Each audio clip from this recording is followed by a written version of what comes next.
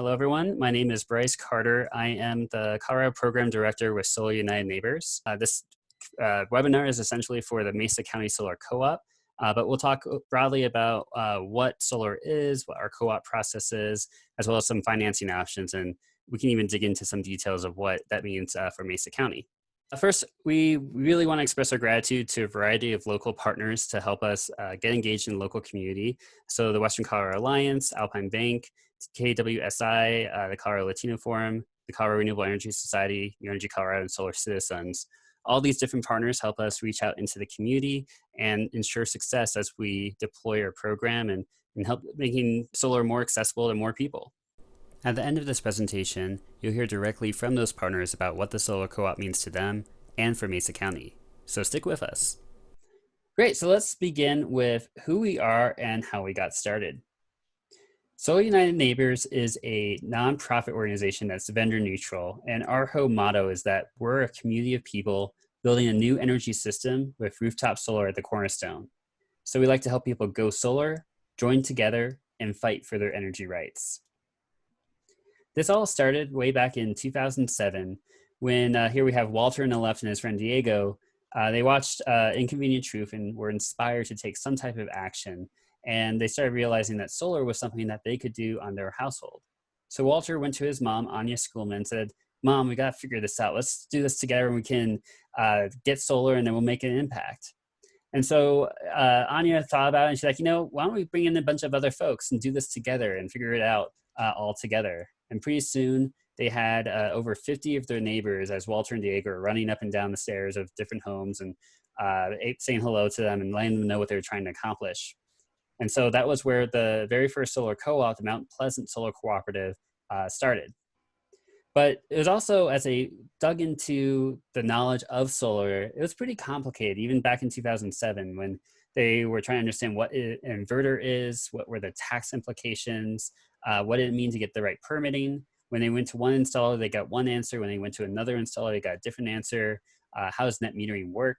So there was just a lot of things that they had to work through and understand and figure out. But after 2 years, those 50 people, 45 of them went ahead and got solar, and they were able to do it with a process with one installer, and everyone was able to save money and be able to embrace the benefits that solar provides. Since then, we have now had hundreds of co-ops all across the country. We have active presence in 13 states. Colorado, we launched at the beginning of last year, and we're excited to continue to grow. And so we've helped over, I think we're approaching 4,000 members install solar.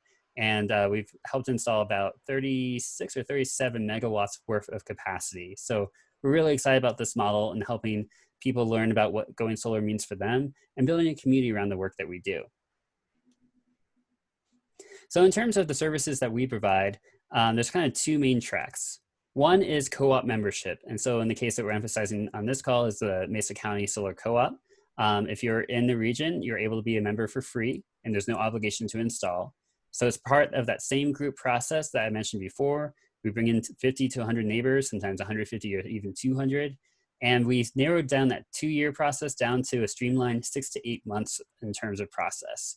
And that's where we form a selection committee. We have competitive bids from installers, and then they select which installer to proceed with to serve all the members of that co-op. That bulk negotiation does help us get great pricing. And ultimately, it's up to each individual to decide if they want to move forward for contract. And if they do, it's their own individual contract. We just facilitate this process as a neutral third party. And then finally, there is a free 1-year membership with Solar United Neighbors. What that basically means is that you have my time, you have our folks in our headquarters being able to provide support, whether it's technical or other questions that you have with your solar system and throughout this entire process. If you are in an area that doesn't have an active solar co-op, we still have an individual membership program, which is essentially we act as your consultant. It's an individual process where if you get up to 3 different proposals, we will review those with you and help you negotiate your own deal. This might be on a faster timeline than on the co-op process, and you have that ongoing advice throughout the install and even post-install. And that is an $85 per year membership for those services. So with that said, we're going to break this presentation down into 3 different sections. We have solar technology, we have how the solar co-op program works, and then solar economics. So starting off with solar technology, we're going to be very basic here. So when we talk about a solar panel or solar photovoltaic, uh, photo being light, voltaic being power, so light power, it does exactly that. It converts solar energy into electricity.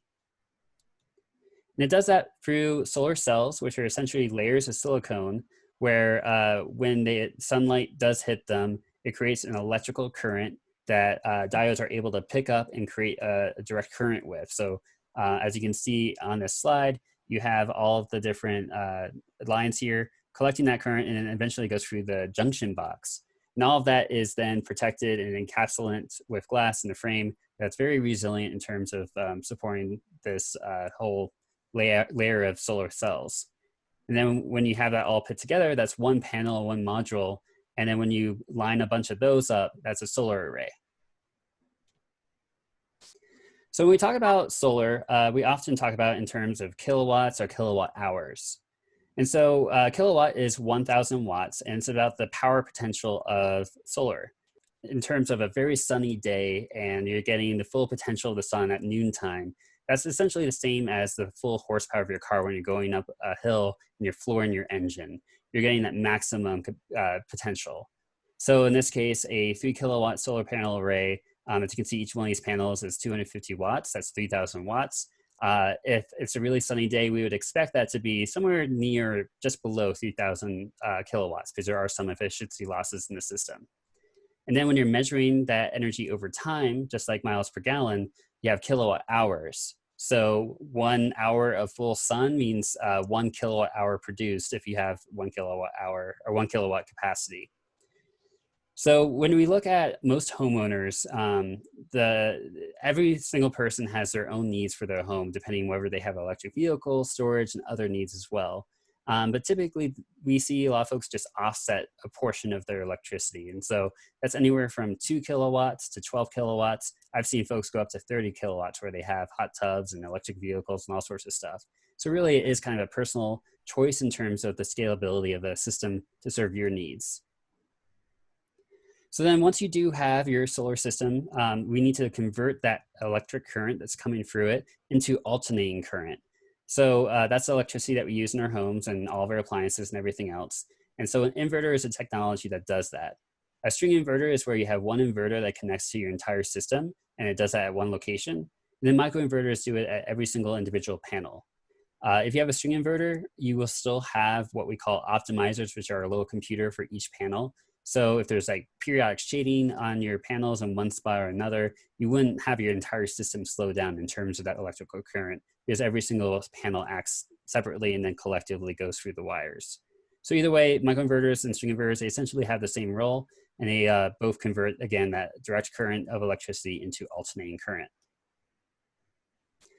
And so then when you're looking at where to put your solar in terms of the system, oftentimes the roof is one of the best places. And there's a ton of different technologies to be able to secure it onto your roof, whether it's through flashing to make sure that there's no leakage, ballast weighted system, so flat rooftops, standoff beams, clamps, and other pitch pockets, all ways that you can have solar attached to your roof. And so in this case, you can see this is an asphalt shingle roof with the racking system contained are secured into the awnings of the home. And then if you have a metal roof, you may not even need any penetrations. A clamping system can actually hold it securely onto the rails there. And certainly there's other designs. So in this case, parapet to parapet wall with I-beams supporting those panels. And again, it all depends on what your roof type is and what you have available. And ultimately, if your roof is, you prefer not to have solar, if it's not a good place to pit it, you could also, if you have the yard space, have a ground mount system, as you can see here. So now that you have your solar panels secured and they're producing electricity through the inverter, then it connects to your electrical panel. Oftentimes, it's a very simple connection. Most homes don't need upgrades, but it also is dependent on the locality's building codes. If you do need upgrades, typically it's a great thing for you in terms of making sure that your home is going to be safe and up to code for electricity.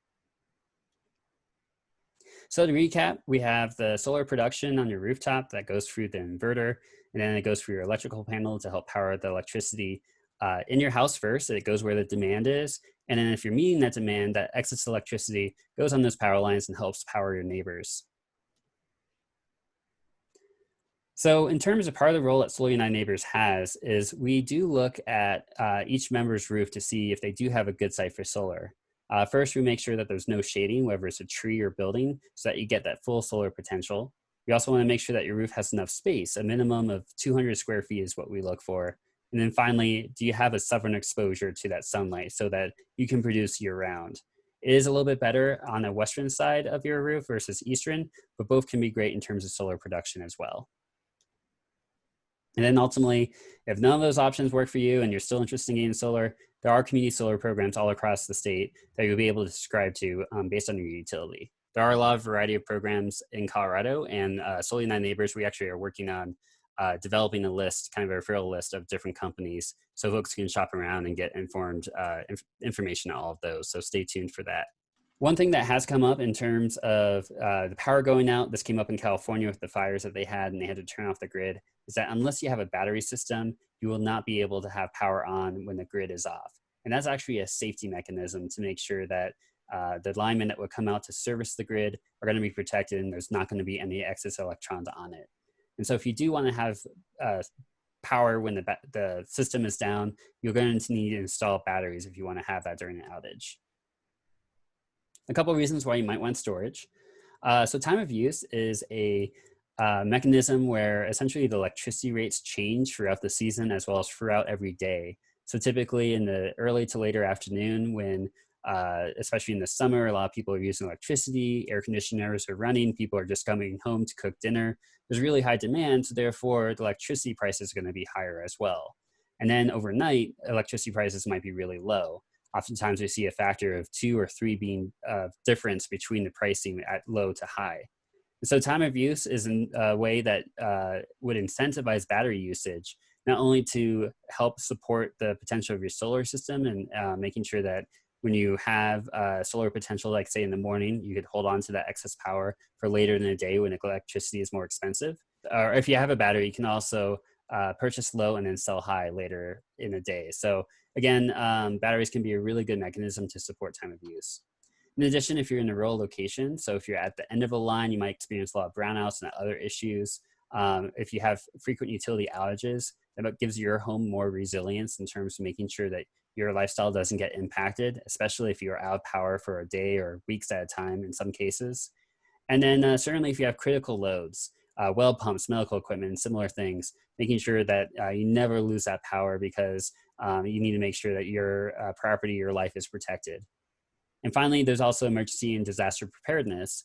We're no strangers to disaster here in Colorado. A lot of times, whether in Colorado and elsewhere, when you see, especially an urban area that has an issue and the power's been out, you see that one house that has an extension cord with the surge protector that has every single house's phone charging onto it. And so that's typically the one person that has a solar system and is able to provide that power. And so just to run through a quick example here, the Johnson's family, they lose power from the utility several times a year, and oftentimes it's typically for a full day. And so to help make sure that their life isn't interrupted, they decided that with their solar system of about 5.6 kilowatts or 5,600 watts, that a 6 kilowatt hour battery bank would be able to meet their needs and also would be able to be fully charged once a day. It's worth noting that if for any reason you don't have any solar production, whether it's a cloudy overcast day or if there's snow on the ground, you're not going to be able to produce that electricity. So you have to wait until the sun comes back to recharge your battery. So what will run when the power is out? For them, they decided a refrigerator, a small microwave, some lights, some outlets, and a cable modem. And they chose not to power the stove, dryer, and electric water heater. And so that's also how they got that 6 kilowatt hour battery bank. They determined that all of that production needs will be about 6 kilowatt hours per day to meet all that equipment. And so when it comes to batteries, it's just like designing your solar system. It's based on personal choice and what your desires are. If you want to run your dryer on the storage system, you could do that. Obviously, it's going to be more expensive. Now, these are just placeholder costs. By region, these costs can change. I've seen like a 10 kilowatt hour for $10,000 from some installers. So it's worth looking around at pricing, but Again, this is just to highlight the fact that at the end of the day, when you're looking at storage, it will be an additional cost for your system. We are going to be evaluating what happens with time of use in Colorado. Xcel Energy is moving toward a time of use rate structure. And based on where that lands, we'll see what the payoff for a battery system might be. It actually might be economical to plug in the battery when you get your solar system right off the bat, but we'll have to, again, watch that closely. But you can learn more about storage on our website at solarunitedneighbors.org/storage. And we do have this lovely guide that you'll be able to dig in and nerd out. So the process that makes all of this possible in terms of getting credit for what you produce is called net metering. That allows the flow of electricity to and from the customer with the utility. And so when you generate more electricity than you use, that electricity does flow back through the meter and back onto the grid, powers your neighbors' homes. And you do receive a credit on your power bill for your excess production. And here in Colorado, you get a one-to-one credit for what is produced. And so ultimately, it's the amount of electricity used minus the amount of electricity produced, and that is your monthly electricity bill. I will just run through a couple of key questions that we typically get. So first, for warranties, there are 3 main warranties to be aware of. First is that you have the power production warranty. And what that says is that over the lifetime of the system, 25 years, you're guaranteed to produce nothing less than 80% of the production of your solar panels. So if you have a 10 kilowatt system over 25 years, that system's still going to be producing at least 8 kilowatts of capacity by the end of that time. In addition, there's an installer warranty. So if they do penetrations on your roof or everything else that they do, and that's typically 10 to 15 years, as well as the manufacturer's warranty, which is similar, 10 to 15 years, depending on the manufacturer warranty. Also, extended warranties might be available. In addition, homeowners insurance, we always encourage folks to reach out to your homeowners insurance, talk to them about getting solar, see what they say. In a lot of cases, you actually might see a discount. In some cases, if you don't, you might want to shop around because we do know companies provide a reduction for solar. In my own personal case, I actually have my solar on a detached garage, and I had to up my insurance just a little bit to make sure I could cover the cost in case something happened to my garage. In terms of maintenance, solar systems are very minimal maintenance. Overall, you shouldn't need to do much in terms of cleaning through the weather seasons and everything else that they'll get washed off. In fire season, when there's a lot of dust or a lot of soot, you might want to consider washing it down. Don't use any chemicals or anything like that. But that shouldn't have to happen too often. In addition, throughout the life of the system, you may have to replace your inverter at some point. Typical string inverter has a lifetime of between 10 to 15 years. And that's just something just to be aware of. But sometimes inverters can get extended warranties throughout the lifetime of the system as well. Speaking of which, as you heard with the power production warranty, these systems can last 25 years. I've met folks with solar systems from the 1970s, and they still have their systems running for a 50-watt system or 50-watt panels. So they can last a very long time and still be producing even after that point. Now, if you have a homeowners association, they can't prevent you from installing solar, but they can help guide you where to pivot.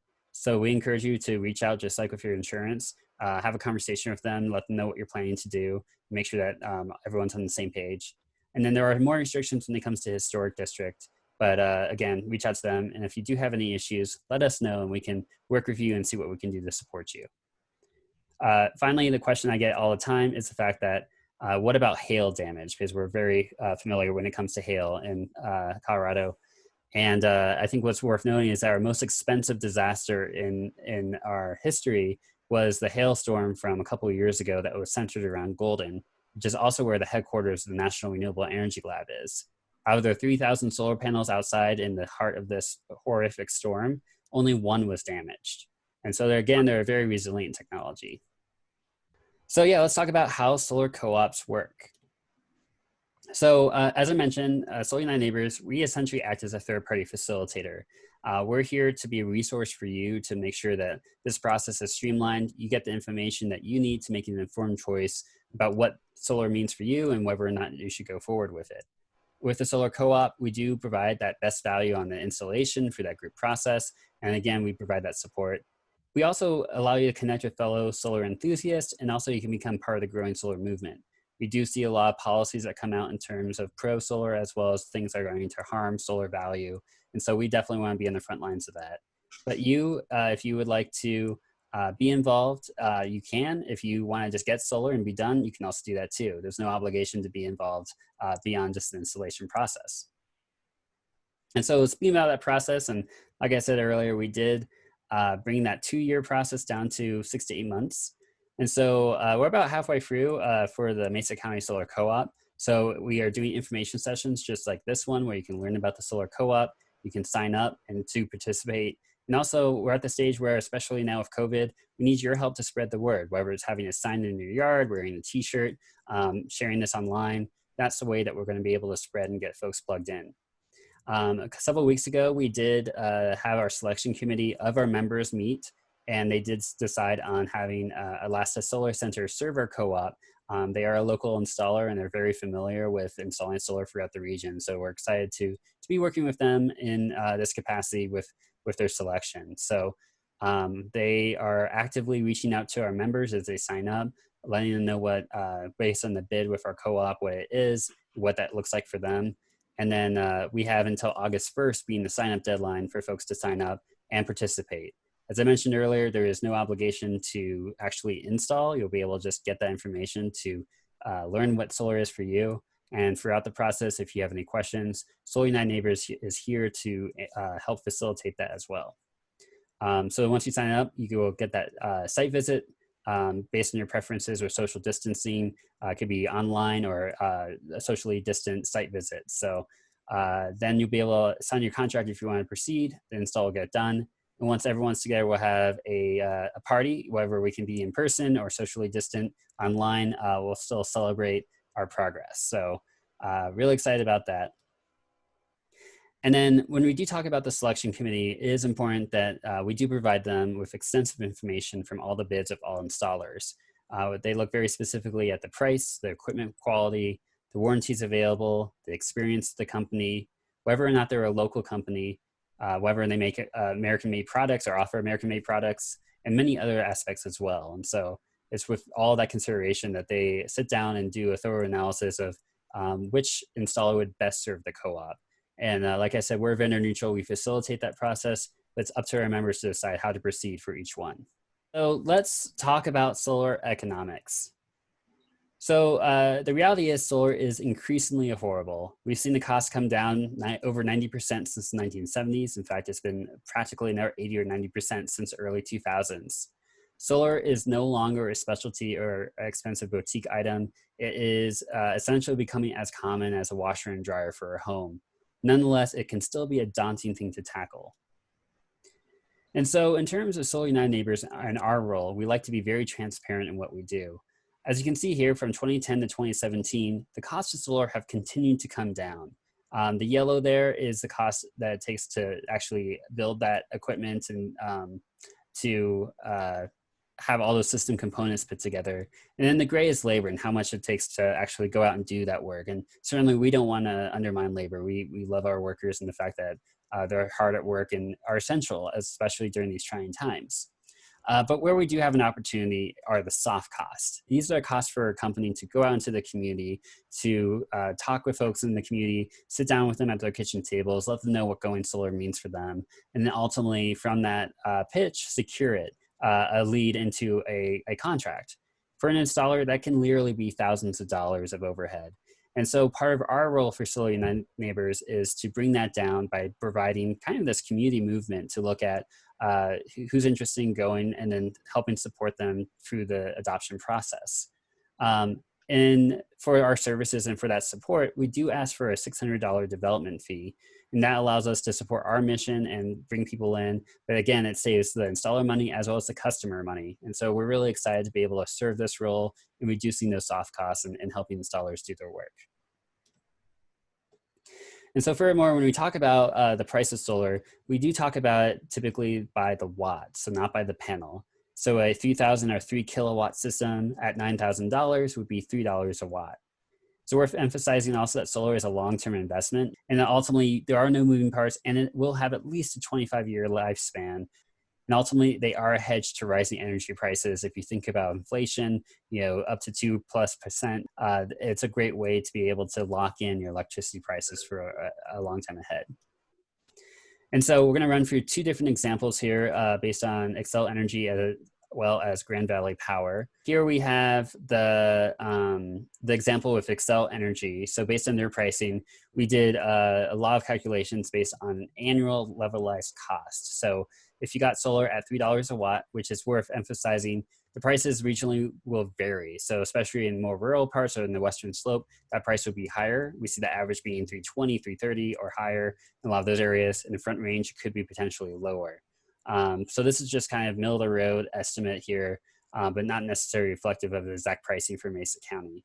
But again, just to give you a sense, you have 12,000 to 24,000 based on the sizing of 4 kilowatts to 8 kilowatt systems. And then you are able to take advantage of a tax credit, 26% tax credit this year to save that money within that first year filing your taxes. So you can see the net cost goes down pretty dramatically after that point.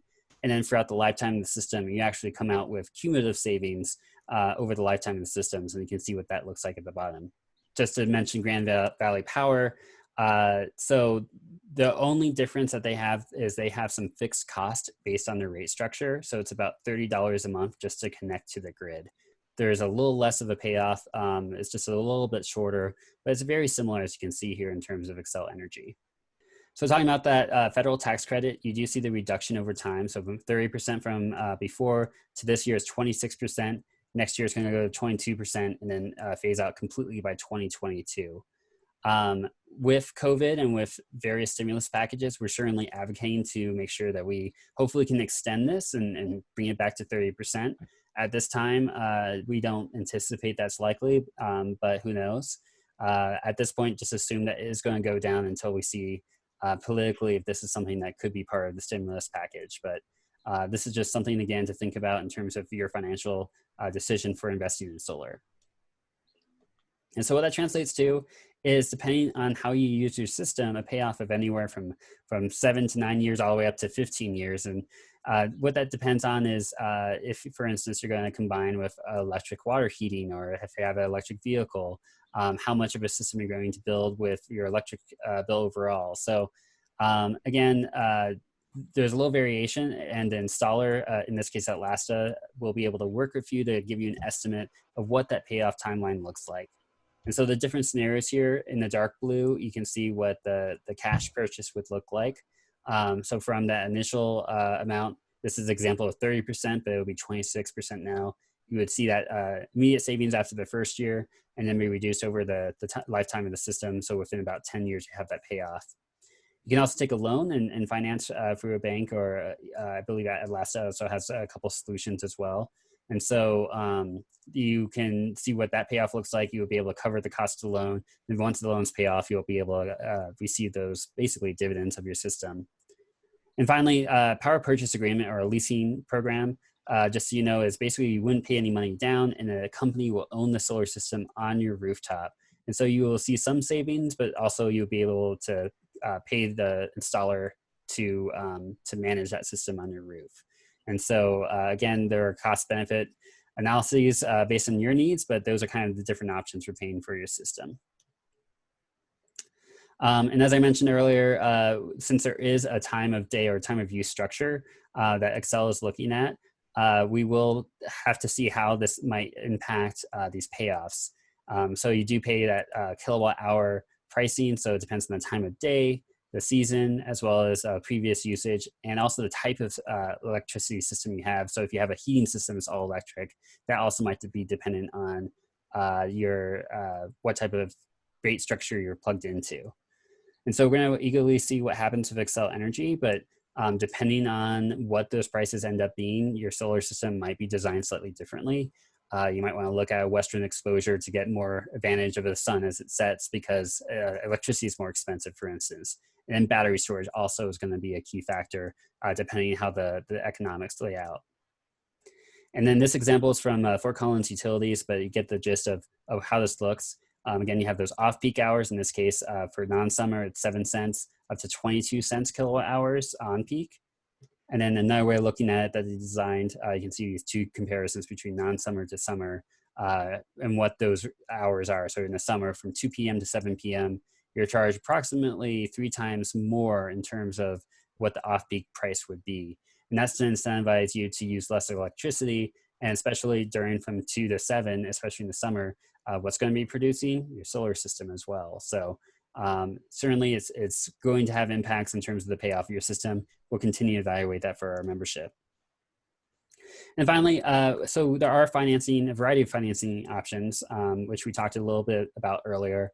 We do have standard loans, which you can get from your bank. There are some specialized solar loans and bridge loans. You can also get a home equity line of credit to be able to help finance your system. My wife and I, we actually sold some investments around some index bonds and just treated it as equity from one thing to another into our home. So certainly it's worth talking to your tax advisor to kind of find out based on your interest in wanting to see what options are available to you. We also do have a list of all the different programs we're aware of on our website for financing options. And finally, I'll mention again with the third-party ownership, there are leases and power purchase agreement options. Essentially, that's where it's no money down. And again, the company will own the system on your home. And so there's pros and cons to that. We always encourage folks to definitely read the fine print. Some people ended up selling their homes, but not realizing they would have to buy out their system ahead of time. Now wrap up. So for business or property owners, so there are some different considerations. In the case of Mesa County, we do support businesses. It's not necessary for every single co-op for folks to be able to also sign up. But the tax credit will continue at 26%. By 2022, it actually will remain at 10% indefinitely, which is great. And then as a business, you can also have depreciation. So a 5-year depreciation on the investment up to 87% of the total cost. So you can actually deduct that within your first year of your installation of the solar system. So it's a pretty good incentive for sure for business owners. And in some cases, I've seen payoffs as low as 4 to 5 years based on this incentive. Same things go with the warranty. You're going to get 25 years on the power production warranty. You'll see these systems last for many decades beyond that. It does increase your resale value and can be paired with storage as well. So something to talk with your accountant and tax advisor and certainly figure out what that might mean for your business. And then just to wrap up, so if you are interested in signing up, again, no obligation. You can just learn what solar means for you. Go to solarunitedneighbors.org/Mesa County. And then I am proud to announce that we did meet our match that we had as a challenge match here. We've actually raised over $15,000 to support our efforts in the Mesa County area. So we're really proud of that. Proud of the support of partners like Alpine Bank, Western Colorado Alliance, and as well as the Western Colorado Community Foundation. All right, folks, thanks for sticking with us. This concludes the formal solar information webinar, though I would like to circle back to thanking our awesome partners, including a few who have joined today's conversation. David Miller is a Senior Vice President with Alpine Bank and Chairman of their Green Team. Joel Dyer is the Regional Organizer for Clean and Renewable Energy at Western Colorado Alliance. We also have Chris Campbell, who is a Project Manager of Atlasta Solar Center, the solar installer selected to serve the Mesa County Solar Co-op by its members. Hello, I'm David Miller, and I chair Alpine Bank's Green Team. And Alpine Bank is a big supporter of the co-op and having green electricity. And in that context, the bank has 100% green electricity, and we're hoping that you'll find it makes sense for you too through the co-op. Hey everybody, this is Joel with Western Colorado Alliance coming to you on this sunny day. Here at Western Colorado Alliance, we have worked for over 40 years to bring people together to build healthy, just, and self-reliant communities all across the Western Slope. And we're really excited about this partnership with Solar United Neighbors because when we look at the cost of solar and how far they've come down in just these last couple of years, we see so much potential for working families and regular people that are just tired of the endless increase in utility bills to both save money but be a part of our climate solution, be a part of the future of rural economic development where we're creating local energy supply but also really good paying skilled trades jobs for local solar installers. So we really think that the Solar United Neighbors Co-op in Mesa County is a win-win for the local economy, for our climate future, and for consumers. And we're really happy to be a part of this process. Thank you to everybody who's signed up so far. For folks that might be on the fence, we really encourage you to take a look at this, and we look forward to talking to you soon. I'm Chris Campbell, Senior Project Manager here at Atlasta Solar Center, and we are very proud to be providing guidance and installations to Mesa County Solar Co-op members. We look forward to installing solar on your home. And I've got solar on my house, and I love my $6 a month electric bill. Well, Bryce, one of the things you mentioned are the techniques that we're using in Mesa County to generate interest. Clearly, attending this webinar and learning about our co-op and passing the word on to your neighbors is really important. And thank you very much for learning more about the Mesa County Co-op by watching our webinar. We also have yard signs, as Bryce has mentioned, and we have these incredibly wonderful t-shirts. And as the weather's gotten nice and I've been out walking in socially distant and isolated manner along the Colorado River Trail in Palisade, I've been advertising the co-op. So I not only have a sign on my front yard, but I have a t-shirt on my body as I'm out there enjoying the lifestyle of Palisade and Mesa County. One other thing that I wanted to mention in terms of the support that Alpine Bank has for the co-op and the idea of having solar and green electricity is that since 2009, 11 years ago, 100% of all the electricity that Alpine Bank uses is green. So we have, Bryce talked a little bit about the different ways that you can get green electricity. Obviously, the bank has panels on buildings. We also participate in co-ops, as he was describing, the community solar gardens. So there are lots of ways that you can walk the talk with Alpine Bank and become, if not 100% solar, pretty close. Yeah, the only thing that I have to add is, the technology with solar and the benefits are very long-term. You're taking your unused roof space and generating real dollars with that roof space. It's a non-depreciating asset. So as rate structures change and they rise, which electric rates have gone up 200% on a national average over the last 30 years, as those kilowatt hour charges continue to increase, the value of the kilowatt hours that you produce also increases at a proportional rate. So it's a non-depreciating asset.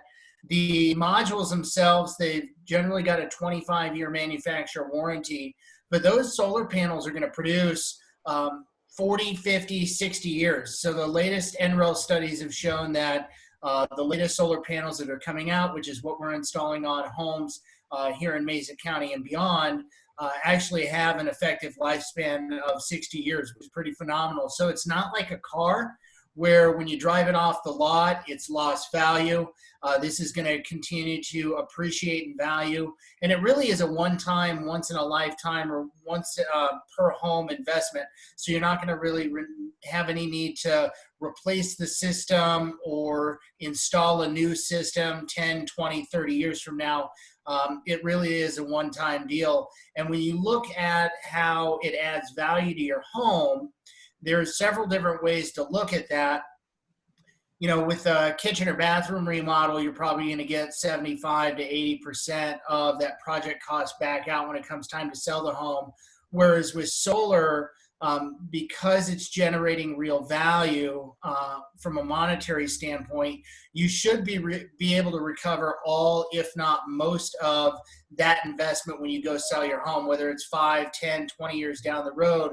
The other thing to be aware of is when selling a property with solar, say you were going to sell the home for $200,000 and you installed a $20,000 solar array 10 years ago, you should be able to justify an asking price of $220 and basically pay yourself back. But from a buyer's perspective, that extra $20,000 compared to the house down the street that doesn't have solar, that only amounts to 10 or 20 extra dollars a month on a mortgage payment. So when somebody's rolling that into a mortgage payment over 30 years or even doing a HELOC on their home to pay for the solar, it becomes a very affordable to do it that way because really you're only paying an extra 10, 20 bucks a month in addition to your regular mortgage payment and ridding yourself of $100, $200 a month electric bill. So, from day one, you're saving a significant amount of money versus the cost of finance. Yeah, I think that's very helpful to think about because it's similar to Energy Star and looking at like, okay, I might pay a little more for this fridge, but ultimately because of the savings, I'm going to make that up and more over the lifespan of that system. So, yeah, I think that's absolutely right, and the market's definitely starting to evolve in that conversation. One of our board members is in real estate and talks about solar specifically, and so I think there's also a need, and part of the role that we do is public education to make sure folks know that there is this excess value when you look at a home with solar because of the services it provides. It's really interesting. I've had a customer of mine, I've known her for a while. She's a realtor and she's looking at doing solar, probably through the co-op. And one of the things she told me when she and I initially sat down to talk about her specific situation was the last home that she sold, the number one buying criteria for her buyer was that the house had solar on it. And I get calls from folks every single day that they are looking at homes, they're ready to put it under contract, and they want to know how much is it going to cost to put solar on it, because a lot of lenders will actually let you roll the cost of the solar project into your mortgage so that you can get that done when you take possession. And then we're doing a lot of new builds too. I've got several projects right now that are new construction through various home builders that folks want to include that. And it's a better add-on than a granite countertop. You know, it has real value. It's generating real dollars. And I think folks not only see the value, but they see it as an affordable improvement that saves more money than what you're going to spend. And that's what we show when we do our presentation. We've got a portion of our presentation that shows the cost of doing nothing, the cost of solar, and the savings for solar. And generally what you'll see is you've got a 2 to 3 times return on your money. So if you spend $10,000 on solar over the next 25 years, you'll save $20,000 or $30,000. So you can double or triple your money with solar. And we also lay out an internal rate of return over 25 years. And generally you're looking at somewhere around 110 to 160% internal rate of return. In some cases, much more. Yeah, and you guys have definitely been around long enough to see it firsthand.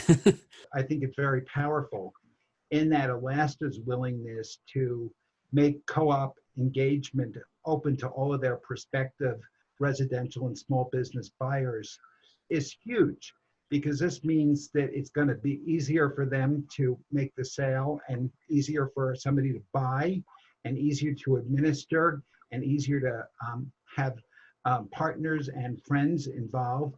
So there's never, and I think you alluded to this earlier, Chris, there's really never been a better time in our valley to embrace solar with the pricing, the support, the co-op, the teammates. And I hope we can really spread this word out in every conceivable way because it really is the opportunity and the time to move ahead. It really is a great team effort. It is, and seeing where we came, because I guess we got our first article in the paper, was it July last summer? And to see the momentum we built up since then it's just cool to see and see the community. And one of the side projects I'm excited to do is video profiles of folks, like Wendy, for instance, with her tilapia hydroponic system.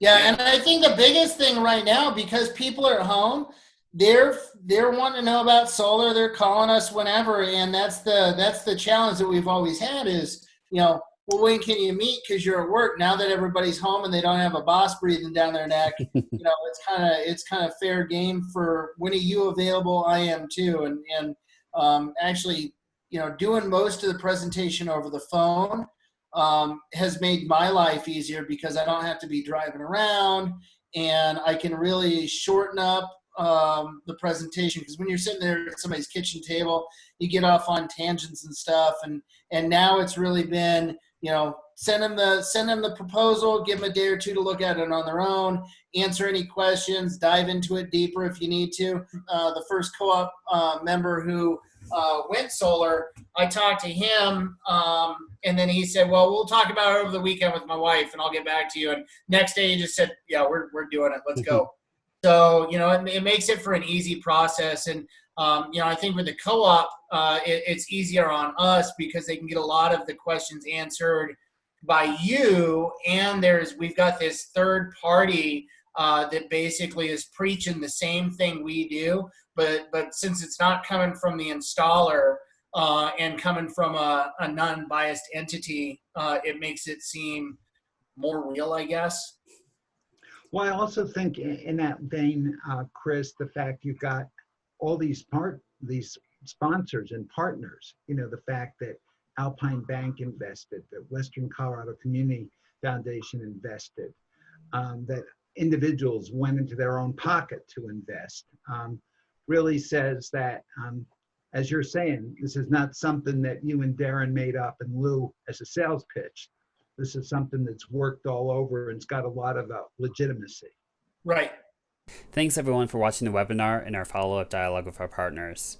The Mesa County Solar Co-op will be accepting new members from now until August 1st. You can sign for free and with no obligation to install at www.solarunitedneighbors.org/Mesa County. For more information on the process or for financing options, we collect a bunch of information regarding that. You can go to our state page at solarunitedneighbors.org/Colorado. And finally, we're happy to answer any questions that you have. So feel free to get in touch with me and our team at co-team, so CO-team at solarunitedneighbors.org. Thanks so much and be well and have a wonderful sunny day.